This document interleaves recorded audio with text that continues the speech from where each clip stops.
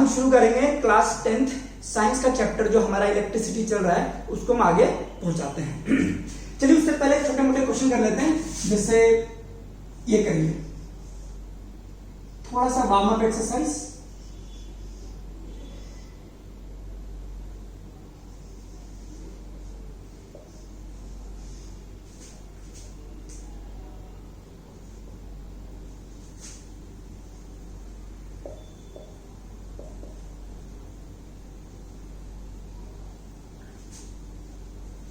Question लिखिए, if A and B are connected, if A and B are connected to a 100 volt battery, to a 100 volt battery, what is the net current in the circuit? What is the net current in the circuit? चलिए आइए, तो पहले हमें net current निकालना है। अगर ए और B के बीच में 100 वोल्ट है, करके देखिए एक बार। तो पहले इसको सॉल्व कीजिए, क्योंकि आई नेट अगर आपको निकालना है तो आपको वी नेट पता होना चाहिए, आर नेट पता होना चाहिए। वी नेट आपको 100 दे रखा है, आर नेट आपको निकालना पड़ेगा।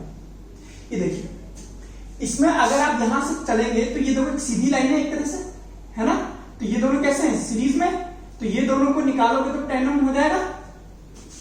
अब ये 10 ओम और ये 10 ओम पैरेलल में आ गया, तो इनका आ जाएगा 5 ओम, और ये क्या है 3 ओम, और ये कैसा है 2 ओम, ठीक है। और ये आ गया आपके पास 100 वोल्ट की battery.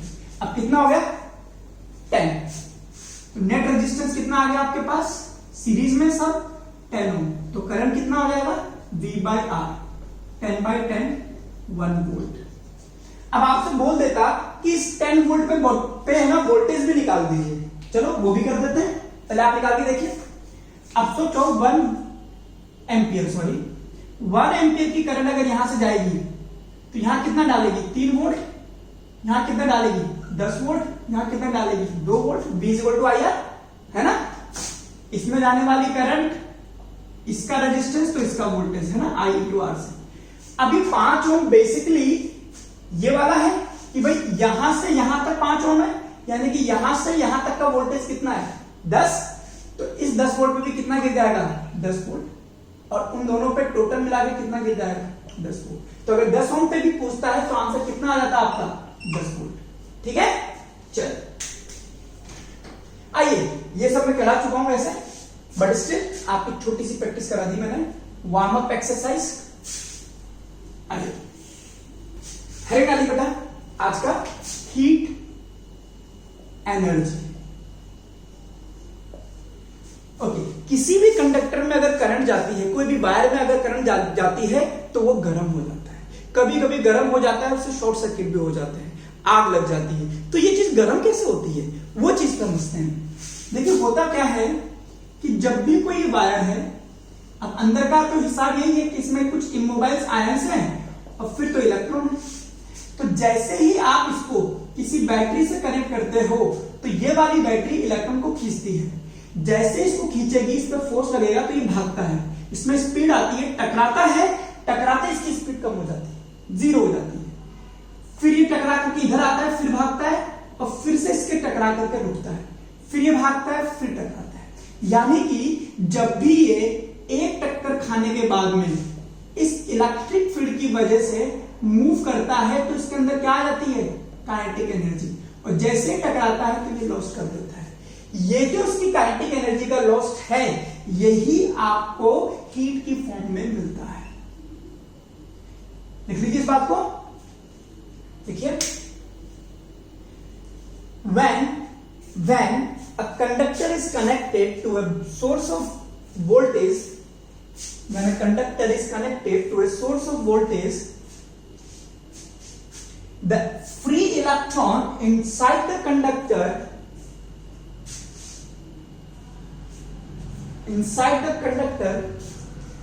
possess some kinetic energy. This kinetic energy is lost when electron collides with immobile ions. This loss of kinetic energy is appeared, this loss of kinetic energy appears in form of heat, in form of heat. चलिए, अब इसी heat को एक scientist था joule, उसने पढ़ा और उसने जूल्स लॉ दिया। उसने क्या बोला कि ये जो हीट निकलती है वो करंट के स्क्वायर के डायरेक्टली प्रोपोर्शनल होती है। इवन ये निकलने वाली हीट रेजिस्टेंस पे भी डिपेंड करती है। इवन ज्यादा टाइम तक हो जाएगा तो ये टाइम पे भी डिपेंड करेगी। यानी कि हीट 3 चीजों पे डिपेंड करती है। उसने तीनों को प्रोपोर्शनलिटी साइन हटा करके एक कांस्टेंट लगाया I² RT और हियर K = 1 रखा, एक्सपेरिमेंटली निकाला। तो यहां से हीट का फॉर्मूला आ गया मेरे पास I² RT। यही हमारे पास जूल्स लॉ ऑफ हीटिंग क्या है कि the heat in a conductor is directly proportional to the current to the square of the current in the conductor to the resistance and time period. Okay. अब यहां पे देखें, अगर मैं I की वैल्यू V/R रख देता हूं तो हीट का फॉर्मूला मेरे पास आ जाएगा V²/RT। ठीक है, या फिर मैं इधर R की जगह V/I रख दूंगा तो क्या आ जाएगा, हीट का फॉर्मूला आ जाएगा VIT। यानी कि हीट के हमारे पास 3 फॉर्मूले हो गए। हकीकत ये कि कोई भी फॉर्मूला कभी भी लगा सकते हो, बट क्योंकि आप उतना नहीं समझ पाएंगे, मैं इतना बता दूं, ये आप सीरीज में लगाइए। कब? जब करंट कांस्टेंट हो तब ये फॉर्मूला करिए, आपका आंसर बिल्कुल सही आ जाएगा एक ही बार में बिना गलत हुए। और ये तब लगाइए जब वोल्टेज कांस्टेंट हो, कांस्टेंट हो यानी कि पैरेलल में। क्लियर? ये आप कभी भी लगा सकते हैं, वोल्टेज और करंट होना चाहिए आपके पास। ठीक है, और इस हीट का कई नाम है। आपसे बोल सकता है इलेक्ट्रिकल एनर्जी निकालिए, आपसे बोल सकता है इलेक्ट्रिकल वर्क डन निकालिए। ये सब एक ही चीज है, लिख लीजिए इसको। इसकी यूनिट की बात करते हैं। सबसे पहले इसकी एसआई यूनिट जो होती है वो तो जूल होती है, आपको पता ही है। दूसरी इसकी कमर्शियल यूनिट भी होती है, इसको हम बोलते हैं किलोवाट आवर। इसको हम यूनिट भी कहते हैं घरों में कि कितने यूनिट का बिल आया, कितने यूनिट खर्च हो गए, वो सब है ना। चलिए, 1 किलोवाट आवर ये क्या होता है? 1 की जगह 1, किलो की जगह 1000 और वॉट का मतलब होता है बेटा जूल अपॉन सेकेंड, याद रखना। तो जूल अपॉन सेकेंड, ठीक है, इनटू आवर्स। अब इसमें देखिए क्या क्या चीजें कट सकती हैं आपके पास, अभी तो कुछ नहीं कट रहा। तो ये हो गया 1000, जूल ऐसा का ऐसा ही, सेकेंड ऐसा का ऐसा ही, यहां लिख देता हूं मैं आवर्स को सेकेंड में बदल दो। 1 घंटे में कितने मिनट होते हैं? 60, और 60 मिनट में कितने सेकंड होते हैं? 60। तो ये हो गया, आवर्स को मैंने सेकंड में चेंज कर लिया। अब देखिए सेकंड कट गया, तो ये आ गया 3.6 इंटू 10⁶ जूल। यानी कि 1 kilowatt hour is equal to इतना 10⁶ जूल। इसी को हम बोलते हैं 1 यूनिट। देखिए इलेक्ट्रिकल पावर, इलेक्ट्रिकल पावर वही है, आपने मैथ में भी पढ़ा है रेट ऑफ वर्क डन। तो लिख लीजिए इसको, rate of electrical work done is equal to is called as electrical power. क्या होता है formula? Power is equal to W/T। W क्या होता है? इलेक्ट्रिकल वर्क डन, यानी कि I² RT। तो ये फॉर्मूला हो गया I² R, यानी कि पावर का एक फॉर्मूला हो गया I² R। अब वही काम कर दीजिए, I की जगह अगर मैं V/R लिख दूंगा तो ये हो जाएगा V²/R, है ना। और अगर मैं R की जगह V/I लिख दूंगा इस फॉर्मूले में तो ये हो जाएगा VI। तो पावर के 3 फॉर्मूले आ गए। जिस तरह से हमारे पास हीट के 3 फॉर्मूले थे, एक था I² RT, एक था V²/RT और एक हो गया VIT। सिर्फ इसमें से T हटा दोगे तो पावर बन जाएगा। ये वही सीरीज में लगाओगे जब करंट कांस्टेंट हो, तो लिख देना वही चीज जब करंट कांस्टेंट हो, और ये आप तब लगाएंगे जब पैरेलल कनेक्शन हो यानी कि वोल्टेज कांस्टेंट हो, लिख देना इसको। चलो इसकी यूनिट लिखिए, इसकी यूनिट होती है जूल अपॉन सेकेंड, है ना। सोचो कहां बताऊं इसको, पावर जूल अपॉन सेकेंड, है ना। तो जूल अपॉन सेकेंड को हम बोलते हैं वाट, ठीक है। एक और यूनिट होती है इसकी हॉर्स पावर, एचपी बोलते हैं जिसको। 1 हॉर्स पावर 746 वॉट के बराबर होती है। ऐसे कोई पूछते तो याद रखना। चलिए आइए तो एक एक करके चीजें पढ़ते हैं। पहले हम बात करते हैं बल्ब की।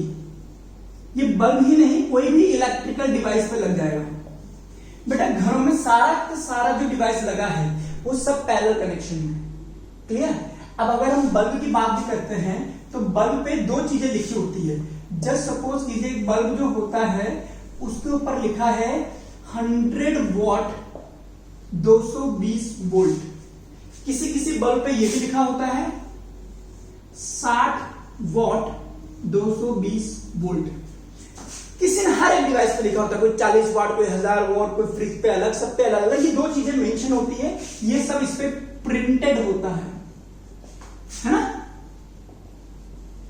प्रिंटेड है तो कोई दिक्कत नहीं है। इसका मतलब क्या होता है बेटा, इसका मतलब यह होता है कि अगर इस बल्ब के दोनों एंड को 220 वोल्ट दिया जाए तो ये बल्ब 100 जूल पर सेकेंड की रोशनी देगा। कि सर अगर 220 नहीं दिया तो रोशनी नहीं देगा। इसका मतलब भी 220 वोल्ट दिया जाए तो 60 जूल पर सेकेंड की रोशनी देगा, क्लियर। लेकिन अगर 220 वोल्ट नहीं मिला तो ये फिर दिक्कत है, तो अब ये नहीं कर पाएगा। एक तो ये बात। दूसरा, इस तरह की डिवाइसेस जो कि पैरेलल में लगती हैं, इसलिए हम फॉर्मूला यूज करेंगे power is equal to V square by R। यानी कि इस फॉर्मूले से ही आप बल्ब का किसी भी डिवाइस का रेजिस्टेंस निकालोगे। पावर आपको प्रिंटेड दे देगा, वोल्टेज आपको प्रिंटेड दे देगा, तो R निकल जाएगा। यानी कि रेजिस्टेंस निकालने के लिए लिख लीजिए इस बात को, to calculate resistance of any device, to calculate resistance of any device use printed value of power and voltage, ठीक है। ध्यान आएगा। अगर मुझे रेजिस्टेंस निकालना है तो V स्क्वायर बाई P कर दूंगा मैं इस बल्ब का। तो कौन सी, जो प्रिंटेड वोल्टेज है यानी कि 220 वोल्ट, प्रिंटेड पावर यानी कि 100 वॉट। बात समझ रहे आप। क्योंकि देखो बेटा, बल्ब ऐसा तो नहीं कि आपको बल्ब का ग्लास दे दिया बस खत्म, फिर आपने घर पे आके वायर जोड़िए, वायर वहीं से जुड़ी हुई आती है, तो वहां से अगर डिवाइस बन गई तो उसका रेजिस्टेंस पक्का हो गया कि इतना ही है, आप उसको चेंज नहीं कर सकते। तो हर एक डिवाइस का रेजिस्टेंस फिक्स है, और किसने फिक्स करा है, उसके मैन्युफैक्चरर ने, राइट। फॉर एग्जाम्पल अगर मैं आपसे बोलूं इस बल्ब का रेजिस्टेंस निकालना है तो मैं क्या करूंगा, इस पे प्रिंटेड कितना है 220 वोल्ट और 100, इसको सॉल्व करूंगा तो 484 ओम आ जाएगा। ये है 100 वॉट बल्ब का रेजिस्टेंस। सिमिलरली अगर मैं इसको करूंगा तो ये आ जाएगा 220 का स्क्वायर अपॉन 60, राइट। तो ये आ जाएगा 806.67 के आसपास ओम, ठीक है। अब आप ये देखिए कि ये 60 वॉट का बल्ब का रेजिस्टेंस है। मुझे एक चीज बिल्कुल ध्यान में रखना कि सर अगर एक बल्ब को 40 वोल्ट से जोड़ दिया और इस पे लिखा है 100 वॉट 220 वोल्ट, तो बताइए इस बल्ब का रेजिस्टेंस कितना है। ये किसी काम का नहीं है। बल्ब का रेजिस्टेंस तो यहां से निकल जाएगा, दैट इज 484 ओम, क्लियर। किससे जोड़ा है उस पे मत जाइए, जो उस पे लिखा है उस पे जाइए, ठीक है। चलिए एक तो ये बात है, लिख लीजिए इसको। आइए अब दूसरी बात समझ।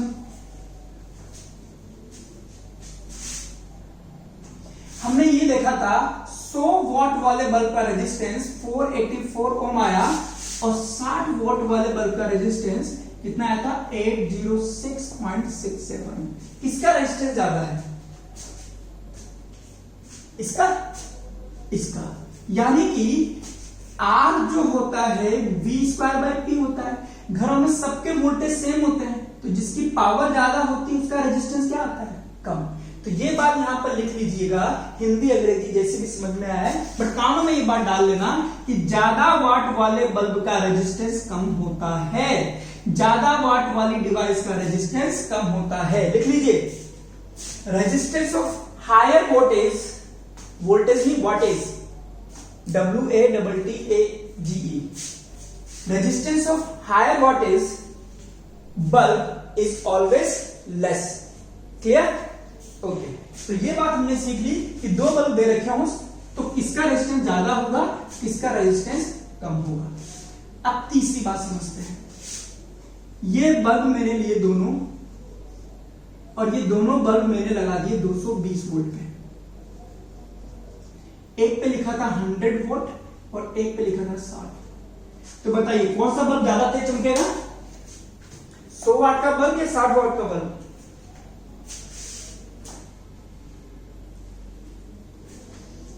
अफकोर्स, इससे पहले ये देखिए कि इस पर कितना वोल्टेज ड्रॉप होगा। पैरेलल में है तो इस पर कितना गिरेगा, 220। अगर दोनों पे 220 वोल्ट लिखा है तो ऑफकोर्स ज्यादा वाट वाला बल्ब ज्यादा ग्लो करेगा। पैरेलल में घरों में होता है ना, जहां पे ज्यादा रोशनी चाहिए 100 वाट का बल्ब लगा दो, क्यों? क्योंकि घरों में पैरेलल कनेक्शन होता है, तो जहां ज्यादा वाट है वहीं पर ज्यादा ग्लो करेगा, और जो कम वाट का बल्ब है वो आपका लेस ग्लो करेगा। क्लियर? ठीक है, चलिए, तो इतना तो हमारे पास समझ में आ गया कि ज्यादा वाट वाला बल्ब ज्यादा चमकेगा। कब? जब वोल्टेज आपके पास उसको उतना मिल रहा है जितना उस पर लिखा है। चौथी चीज देखिए, अब ये दोनों बल्ब मैं लगा रहा हूं सीरीज में, इस तरह से 100 वाट का बल्ब और 60 वाट का बल्ब सीरीज में मैंने लगा दिया 220। क्लियर? अब मुझे बताइए कौन ज्यादा चमकेगा। अब आपको समझना यह है कि बेटा क्या इस 220 में से पूरा का पूरा 220 वोल्ट इसको मिल रहा है? नहीं मिल रहा। क्या इसको मिलेगा? नहीं मिलेगा। इसीलिए हम ये नहीं कह सकते कि 100 वाट का बल्ब ज्यादा चमकेगा। क्लियर? अब हमें ये देखना है कि दोनों में करंट तो सेम ही जाएगा, तो कौन ज्यादा पावर देगा ये अगर मुझे निकालना है तो P=I²R से मैं निकाल सकता हूं, क्योंकि I तो दोनों के लिए सेम होगा, यानी कि power is proportional to resistance. और अब आप बताइए ये रेजिस्टेंस किसका ज्यादा होता है? बोलिए।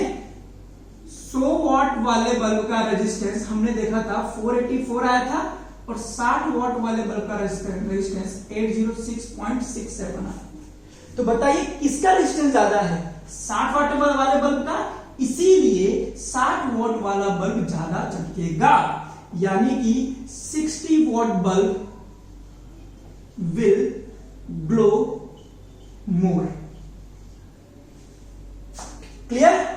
तो यहां लिखना है कि सीरीज में कम वाट वाला बल्ब ज्यादा चमकता है। सीधा सीधा लिख लो, सीरीज में कम वाट वाला बल्ब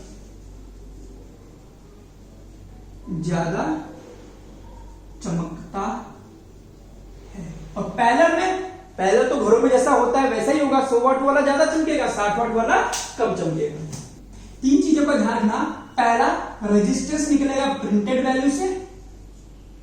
दूसरा, ज्यादा वाट वाले बल्ब का रेजिस्टेंस कम होता है। ठीक है। तीसरा, कम वाट वाला बल्ब सीरीज में ज्यादा चमकता है। ठीक है। और ज्यादा वाट वाला बल्ब तो पैरेलल में ज्यादा चमकेगा। क्लियर? चलिए, तो आपके 10th लेवल पर जो भी क्वेश्चन आएगा वो आपसे हो जाएगा। चलिए हेडिंग डालिए, calculation of bill of electricity. Easy है। सपोज कीजिए हम कोई भी एग्जांपल देकर के इसको समझते हैं। बेटा आपके मीटर पर या आपके घरों में जो बिल आता है वो किलोवाट आवर के हिसाब से आता है। यानी कि 1 किलोवाट आवर अगर गवर्नमेंट 4 रुपीज मान के चलते हैं कि 1 किलोवाट आवर खत्म होने पर 4 रुपए आपसे गवर्नमेंट लेती है, यानी कि 1 यूनिट का खर्चा आपके पास 4 रुपए। और आपके घर में क्या है, 2 ट्यूबलाइट है, ठीक है, और ईच 40 वोल्ट की ट्यूबलाइट है और इसका टाइम है आपके पास, ये ट्यूबलाइट ऑन एन एवरेज 4 घंटे ही चलती है। क्लियर, ऐसे मान के चलते हैं। एक आपके पास फैन है, ठीक है, जो कि 60 वोल्ट का है और ये आपके पास 7 आवर्स चलता है। सपोज कीजिए आपके पास टीवी है, टीवी 60 वोल्ट की है और जो आपके पास 4 आवर्स चलती है। एक फ्रिज है आपके पास जो आपके पास 1000 वॉट का है और जो आपके पास 24 आवर्स चलता है। तो आपसे बोल दे कि find the bill for November month. Clear? अब देखो हमें कैसे निकालना होता है बल्ब का, ठीक है,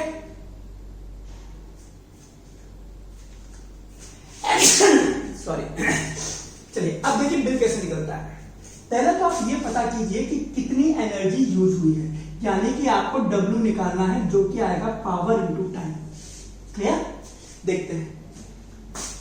40 वॉट यानी कि पावर हो गया 40, कितने 40 पर डे है ना। एक दिन में ये 40 वोल्ट की ट्यूबलाइट जलती है तो 4 घंटे। कितनी ट्यूबलाइट है आपके पास? 2। क्लियर? कितना हो गया ये? 16 32 320। क्लियर? 320। ये क्या था? पावर क्या थी वॉट में और ये क्या था घंटे में, तो वॉट इंटू आवर ये आ गया। ओके, अब आइए 60 वॉट का बल्ब पावर कितनी है? 60 वॉट। कितने घंटे तक? 7 घंटे। कितना है? एक फैन है, 420 वॉट इंटू आवर। क्लियर? आइए एक टीवी कितनी? 60 वॉट की, कितने घंटे? 4 घंटे, 240 वॉट आवर। फ्रिज 1000 वॉट का 24 घंटे। अब सोचो फ्रिज ने कितनी सारी बिजली ले ली आपकी? 24,000 वॉट इंटू आवर। कितना वॉट आवर हो गया? कैलकुलेट करते हैं इसको। 0 4 2 6 2 8 4 3 7 8 9 और 4 2। ये वाट आवर पर डे आ रहा है आपके पास। बिल आता है किलो वाट आवर्स के हिसाब से, तो इसको 1000 से डिवाइड कर दीजिए। तो 1000 से डिवाइड करेंगे 40.98 kilowatt hour per day. ठीक है, तो ये आया हमारे पास एक दिन का यूनिट। हमें कितने दिन का चाहिए? 4 नवंबर। नवंबर में कितने दिन? 30 दिन। तो 30 दिन के लिए इसको 30 से मल्टीप्लाई कीजिए और ये आ जाएगा आपके पास 749.7 किलो वाट आवर। इसका मतलब है total consumption in November month is, कितना खर्चा हुआ है? 749.7 किलो वाट आवर। और 1 किलो वाट आवर का कितना चार्ज कर रही है गवर्नमेंट? 4 रुपीज। अब इसको मल्टीप्लाई कीजिए, ये आएगा आपके पास 2997.6 रुपीज। राइट? तो इस तरह से पहले सबके वाट आवर्स, उसके बाद किलो वाट आवर एक दिन का, फिर इसको 30 दिन का निकालिए, फिर देख लीजिए कितना है। सिंपल यूनिटरी मेथड है। राइट? देख लीजिए इसको आप। छोटा सा टॉपिक है एक, वो है एमीटर और वोल्टमीटर। लिख लीजिए इसको, एमीटर और वोल्टमीटर। साफ साफ पता पड़ रहा है कि ये क्या नापता है? एम्पियर, यानी कि इट मेजर करंट, जबकि इट मेजर्स वोल्टेज। वोल्टेज का मतलब पोटेंशियल डिफरेंस। दिख रहा है आपको? ये एम्पियर नापता है, ये वोल्टेज नापता है। ओके, अब समझना, एमीटर को सपोज करो आपके पास ये सर्किट है,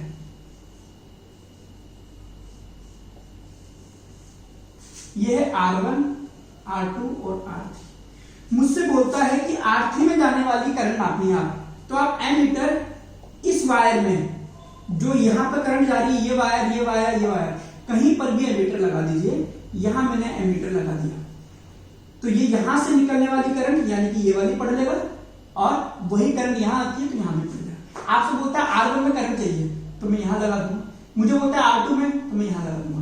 यानी कि एमीटर उस रेजिस्टेंस पर लगता है सीरीज में जहां पर इसको करंट नापनी है।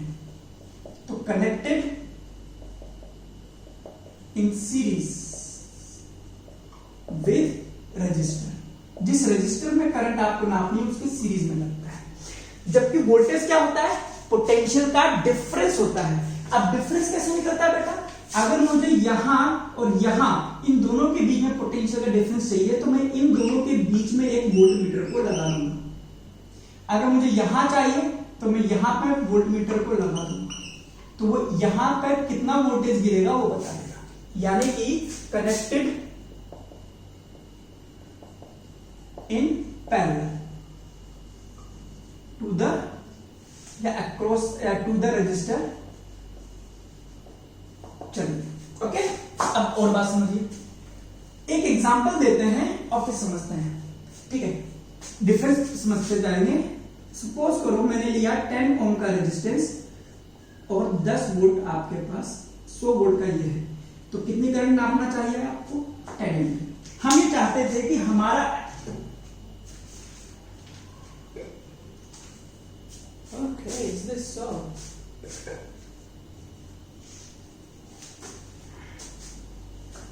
तो हम ये चाहते थे कि हमारा एमीटर जो है वो 10 एम्पियर की करंट नापे, तो या तो आपने यहां लगाया या कहीं भी लगा दीजिए, मैंने यहां नाप लिया।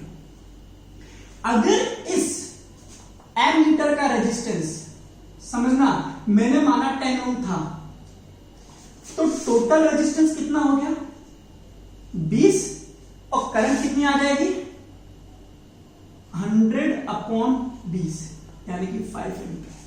क्या आपके एमीटर ने सही रीडिंग दी? नहीं, 10 एम्पियर नापना चाहिए था, बट आपने कितना नापा 5 एम्पियर।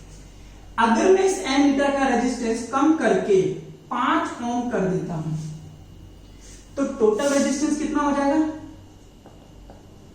15,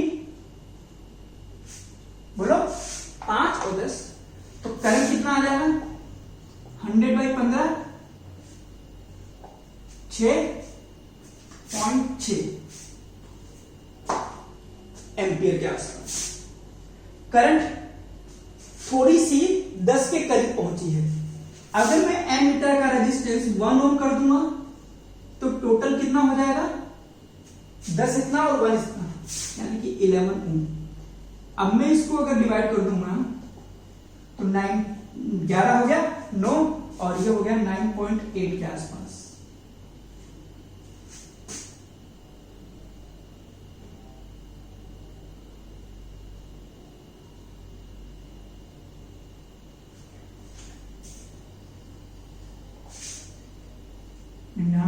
और 1.00 100/11 कितना होता है 10 से करता, अगर 10 कर देता तो 10 रहता ना, 11 से कर 99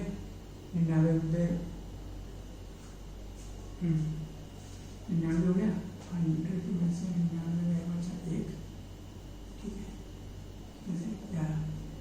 11 बचा 1 और 11 नंबर कौन लगाया 0 0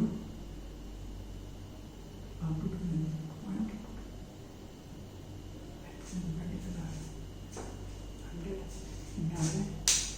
10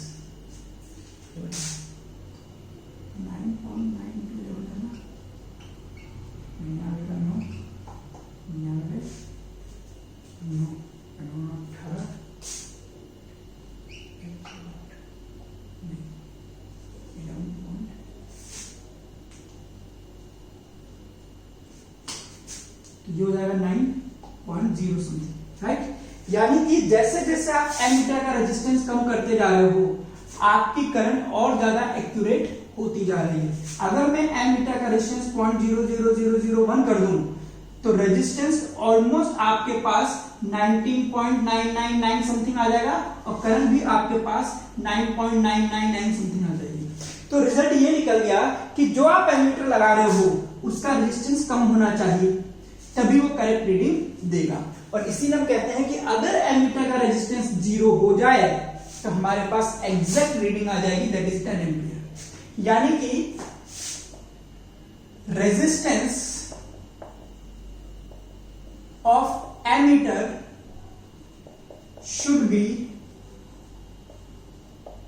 less. क्लियर? अब इसकी वजह क्या है?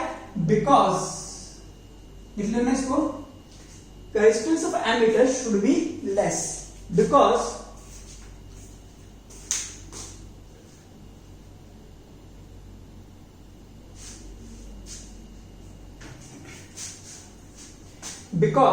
if resistance of ammeter is more, then it will increase the net resistance of the circuit and hence the current in the circuit reduces and value of ammeter will be more faulty. Hence, if resistance of ammeter is very less, then net resistance of the circuit will not be changed to the greater extent, तो बहुत ज्यादा change नहीं आएगा।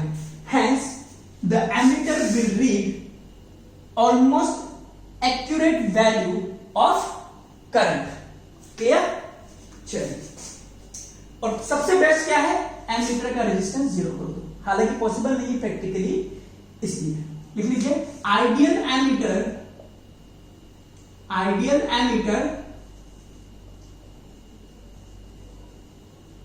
has zero resistance.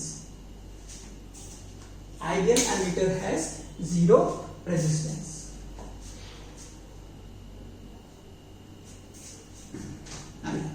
अब बात करते हैं voltmeter की, कि वोल्टमीटर का रेजिस्टेंस कैसा होना चाहिए। चलिए, आपने कहा 10 ओम 10 वोल्ट, आप क्या चाहोगे कि यहां से यहां के बीच में जो वोल्ट मीटर लगा रहे हो आप, उसकी रीडिंग कितनी आनी चाहिए, 10 वोल्ट। अब सोचो ये 10 वोल्ट की रीडिंग कब आएगी, जब यहां से 1 एम्पियर की करंट जाएगी, तभी तो 10 एम्पियर होगा। अगर ये 1 एम्पियर की करंट कम हो जाती है तो वोल्टेज कम हो जाएगा, रीडिंग कम हो जाएगी। सोचो इसका भी कोई रेजिस्टेंस होगा, तो यहां से जो करंट जाएगी वो यहां पर चली गई, यहां पर चली गई 0.1 एम्पियर। अगर वहां 0.1 चली गई तो इस रेजिस्टेंस में जाने वाली करंट होगी 0.9, इसको 10 से मल्टीप्लाई करो, ये क्या रीड करेगा, 9 वोल्ट। यानी कि जितनी ज्यादा करंट इसमें चली जाएगी उतना कम करंट इसमें जाएगा और उतना ही कम वोल्टेज ये नापेगा। अगर इसमें जाने वाली करंट बढ़ा दूं, सपोज करो 0.1 से 0.2 कर दिया, तो यहां पे कितनी करंट हो जाएगी, 0.8। अब देखिए 8 वोल्ट और बेकार हो गया, हमें तो 10 चाहिए था। तो जब मैंने वोल्ट मीटर में जाने वाली करंट 0.1 0.2, जैसे जैसे वोल्ट मीटर में जाने वाली करंट बढ़ा रहा हूं, मेरी रीडिंग गलत आती जा रही है। लेकिन अगर मैं ये करंट 0.001 कर दूं तो ये वाली करंट कितनी हो जाएगी, ये हो जाएगी 0.99 के आसपास, माइनस कर दो, और 0.99 को आप 10 से मल्टीप्लाई करोगे तो ये आपके पास 9.9 के आसपास आ जाएगा।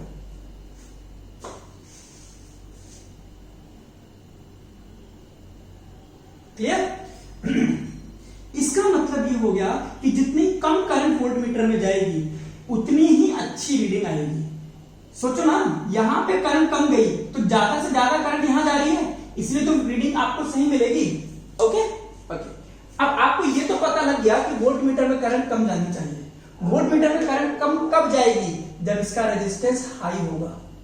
अगर इसका रेजिस्टेंस हाई है तो इसमें जाने वाली करंट कम हो जाएगी और यहां पर जाने वाली करंट बढ़ जाएगी और आपकी वैल्यू भी सही आ जाएगी। तो लिखिए the voltmeter, the resistance of voltmeter, लिखिए the resistance of voltmeter should be more, should be more, because if the resistance of voltmeter is high, it will not draw any current from the circuit. It will not draw any current from the लिख लीजिए, because if the resistance of voltmeter is high, it will draw very less current from the circuit. अगर इसका resistance ज्यादा है तो ये इस system से, इस सर्किट से करंट कम लेगा. It will draw very less current from the circuit. Hence reading of voltmeter will be more accurate.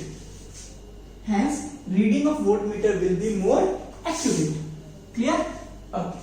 अब बताओ आइडियल वोल्टमीटर क्या है? जो बिल्कुल भी करंट ना ले. और बिल्कुल भी करंट कब नहीं आएगी? जब इसका रेजिस्टेंस कैसा हो जाए? इनफाइनाइट. तो देख लीजिए, for ideal voltmeter resistance must be infinite. Practically possible नहीं है, बट ठीक है. एक तो ये बात होगी. एमीटर और वोल्टमीटर को कनेक्ट कैसे करते हैं वो देख लीजिए. आराम से देखिए, एक बार में समझा देते हैं कई सारे रेजिस्टेंस बना करके.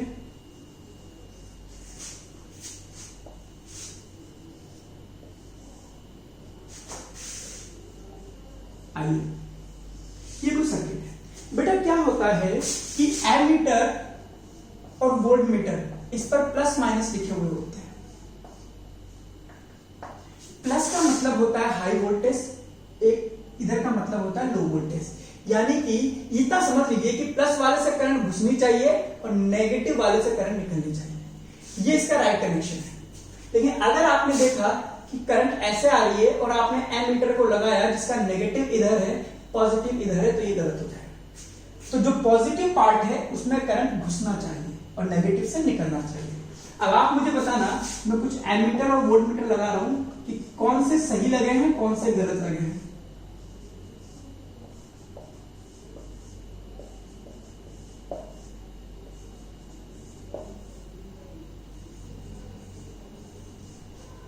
ठीक है, मैं इनके प्लस माइनस लिख देता हूं.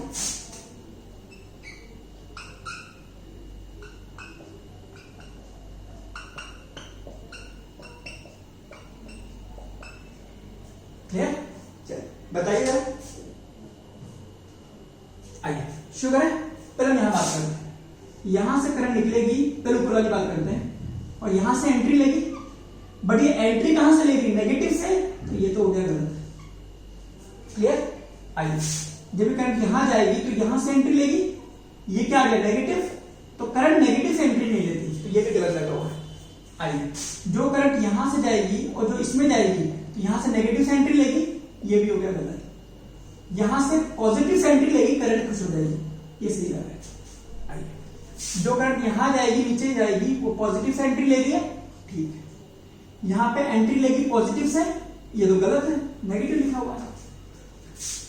यहां से जब करंट आई तो यहां एंट्री किसको हुई? पॉजिटिव है, तो ये भी सही लगा है. क्लियर? अच्छा नीचे वाले देखिए. अच्छा यहां से देखो, जो करंट यहां से जाएगी वो यहां से एंट्री लेगी, यहां क्या लिखा है? नेगेटिव, गलत हो गया. जो करंट पॉजिटिव से निकल करके वोल्टमीटर में जाएगी तो यहां क्या लिखा हुआ है? पॉजिटिव, ये बात सही. तो इस तरह से आपके एमीटर और वोल्टमीटर के कनेक्शन आप चेक कर सकते हैं. सपोज करो आपके पास ऐसा कोई क्वेश्चन आ जाता है.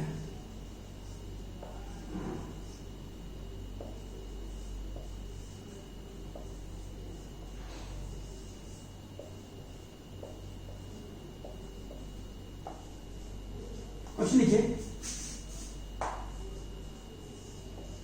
Find the value of ammeter and voltmeter. Find the value of ammeter and voltmeter. इसका मतलब क्या है बेटा? आपको यह पता करना है कि यहां पे कितनी करंट जा रही है और यहां पर कितना वोल्टेज है. क्लियर? तो ये तो हमने पहले भी करा हुआ है. एमीटर वोल्टमीटर भूल जाइए, सिर्फ ये देखिए कि 6 ओम में कितनी करंट है और इसमें कितना वोल्टेज है. तो पहले इसको सॉल्व करते हैं. 6 और 3 का 2, 2 2 और यहां पर 40. आप सोचिए 40 वोल्ट की बैटरी जो है, यहां से कितना करंट जाएगा? आई नेट निकालना है तो V अपॉन आर नेट यानी कि 10 एम्पियर. जब ये 10 एम्पीयर की करंट यहां से जाएगी तो इसमें बांटेगी 20 वोल्ट और इसमें भी कितना डालेगी 20 वोल्ट, यानी कि यहां से यहां तक 20 वोल्ट गिरेगा और यहां से यहां तक 20 वोल्ट। तो ये 20 वोल्ट इस पे भी आ जाएगा, तो इसकी रीडिंग कितनी हो गई 20 वोल्ट। यहां पर जितनी भी डिवाइसेस हैं इन दोनों के बीच में सब पे 20 वोल्ट आएगा, इस पे भी 20 वोल्ट, इस पे भी 20 वोल्ट। क्लियर? तो इस पे भी कितना आ जाएगा 20 वोल्ट। अब यहां पे करंट कितनी आएगी ये आप निकाल सकते हो। यहां पे करंट कैसे निकलेगी, I = V/R कितना है 3.3 के आसपास एम्पीयर। तो एमीटर की रीडिंग कितनी होगी 3.3 के आसपास और वोल्टमीटर की रीडिंग कितनी होगी 20 वोल्ट। क्लियर? और आपसे बोलता है कि यहां एमीटर लगा दिया, बताइए उसकी वैल्यू कितनी होगी। इस एमीटर में कौन सी करंट जाएगी, ये वाली, और ये वाली करंट कितनी है 10 एम्पीयर। आपसे बोलता है कि यहां पर एक वोल्टमीटर लगाया है, उसकी रीडिंग पड़ी है, तो वो भी क्या पड़ेगा 20। क्लियर? चलिए, आपसे बोलता है यहां पर एमीटर लगा दिया, बताइए इसकी रीडिंग बताइए। तो बेटा जो 10 एम्पीयर की करंट ऐसे जा रही है वही तो घूम घाम करके यहां आ रही है, तो 10 ही पढ़ लेंगे। ठीक है, आगे आइए अब अगला टॉपिक पढ़ते हैं, फ्यूज वायर। ठीक है, चलो देखो बेटा फ्यूज वायर क्या होता है, पहले तो ये समझ लीजिए कि इसका काम क्या है और कहां लगता है। हमारे घरों में बेटा 2 वायर आते हैं, वैसे 3 होते हैं, ग्रीन वाला भी होता है, पर सोचिए 2 वायर आते हैं। एक को हम बोलते हैं लाइव वायर और एक को हम बोलते हैं न्यूट्रल। लाइव वायर को हम बोलते हैं अर्थिंग, नहीं, लाइव वायर को हम बोलते हैं फेज वायर। हमारा जो फ्यूज वायर है वो यहीं पे लगता है। ठीक है, कैसे लगता है, चलिए फ्यूज वायर को समझने के लिए थोड़ा समझते हैं कि घरों में बिजली कैसे आती है। खंभे से 2 वायर आती है, मीटर में जाती है, मीटर से जाकर के आपके पास एमसीबी वाले फ्यूज में जाती है। ठीक है, वहां से जो 2 वायर निकलती है, ये आपका एक कमरा, ये आपका दूसरा कमरा सपोज कीजिए। तो इस तरह से दोनों कमरों में वायर जाती है और यहां से निकल करके फिर से वायर चली जाती है। अब इस कमरे में हमारे पास एक बल्ब लगा दिया, पैरेलल में ट्यूबलाइट लगा दी, पैरेलल में टीवी लगा दिया, इसमें फैन लगा दिया, इसमें एसी लगा दिया, फ्रिज लगा दिया। अब यहां पर कितना वोल्टेज है 220 वोल्ट मेंटेन करा जाता है, यानी कि यहां से यहां तक 220 वोल्ट ही रहेगा। क्लियर? सपोज करो आपको इस कमरे में 3 एम्पीयर की करंट चाहिए, यहां पे चाहिए 2 एम्पीयर की करंट, टोटल मिलाकर के आपको 5 एम्पीयर की करंट चाहिए। और एक डिवाइस आपने ऐसी लगा रखी है जो 3 एम्पीयर से ज्यादा की करंट पर यहां पर खराब हो जाती है, ये डिवाइस ऐसी है। अब क्या होता है, जब भी कोई फॉल्ट हो जाता है, वोल्टेज बढ़ जाए या करंट बढ़ जाए, तो पीछे से करंट बढ़ जाएगी, तो 5 की जगह 10 आ गई, तो 3 की जगह करंट 6 हो जाएगी, आपकी डिवाइस खराब हो जाएगी। इसलिए हम ये खराब ना हो, इसीलिए यहां पर इसे यहां लगा दो, तो नहीं बेटा यहां नहीं लगा सकते, क्योंकि करंट यहां से जाएगी लाइव वायर में से, ये लाइव वायर में से करंट जाएगी, तो करंट उसमें चली गई ना, उसके बाद में यहां पर आई है तो खराब हो गया। इसीलिए हमेशा लाइव वायर में ही रेजिस्टेंस ये लगाया जाता है फ्यूज वायर, यहां हम लगा देंगे फ्यूज वायर। अब इस फ्यूज वायर की खासियत ये है कि 5 एम्पीयर से ज्यादा की करंट पर पिघल जाएगा, मेल्ट हो जाएगा, ऐसा वायर हमने लगा दिया। अब क्या होगा, जैसे 5 एम्पीयर से ज्यादा की करंट आई, ये वायर पिघल जाएगा, तब सर्किट ब्रेक हो गया, अब करंट आगे ही नहीं जाएगी, आपकी सारी डिवाइसेस बच जाएंगी। यानी कि फ्यूज वायर एक सेफ्टी डिवाइस है, ये एक सेफ्टी डिवाइस है, सेफ्टी के लिए लगाया जाता है। कहां लगाया जाता है, लाइव वायर के सीरीज में लगाया जाता है। क्यों लगाया जाता है, क्योंकि ज्यादा करंट होने पर यह हमारी डिवाइसेस को खराब कर सकता है, इसीलिए एक ऐसा वायर लगाया जाता है तो ज्यादा करंट आने पर क्या हो जाए, मेल्ट हो जाए। इस वायर को हम बोलते हैं फ्यूज वायर। एक बार पढ़ देता हूं मैं आपको नोट्स में से, लिख लीजिए, इसमें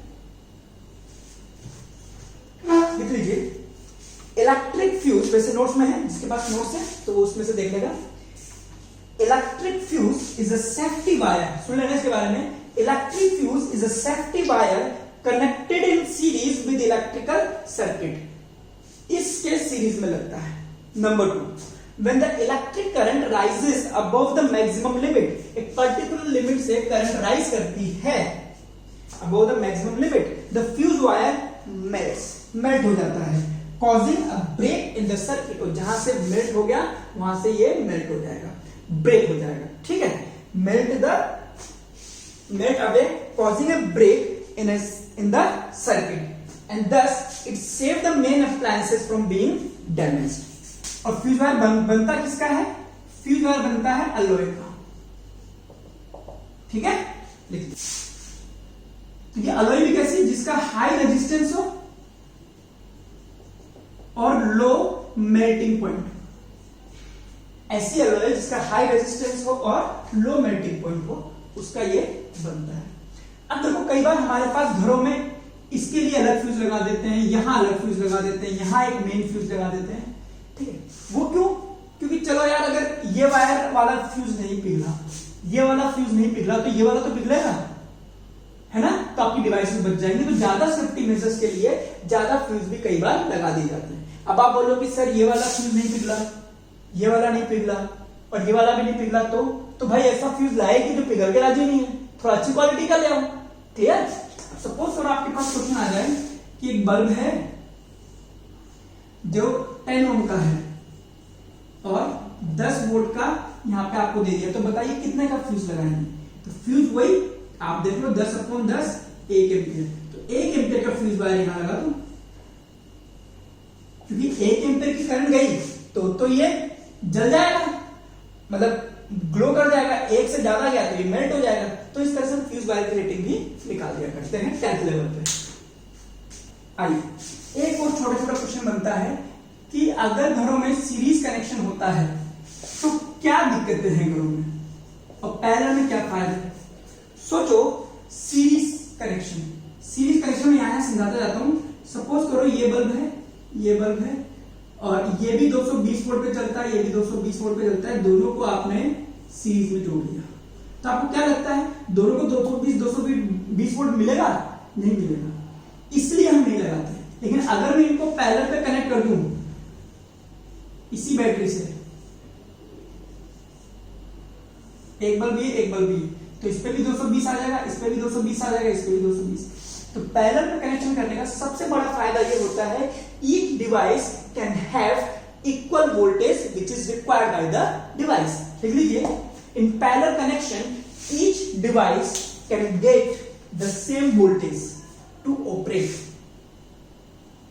can get the same voltage to operate. जबकि यहां पर in series each device will get different voltage, so it may not work properly, clear? दूसरी बात सोचो, अगर हमने सीरीज कनेक्शन करा और ये बल्ब फ्यूज हो गया तो ये बल्ब जलेगा क्या? नहीं जलेगा।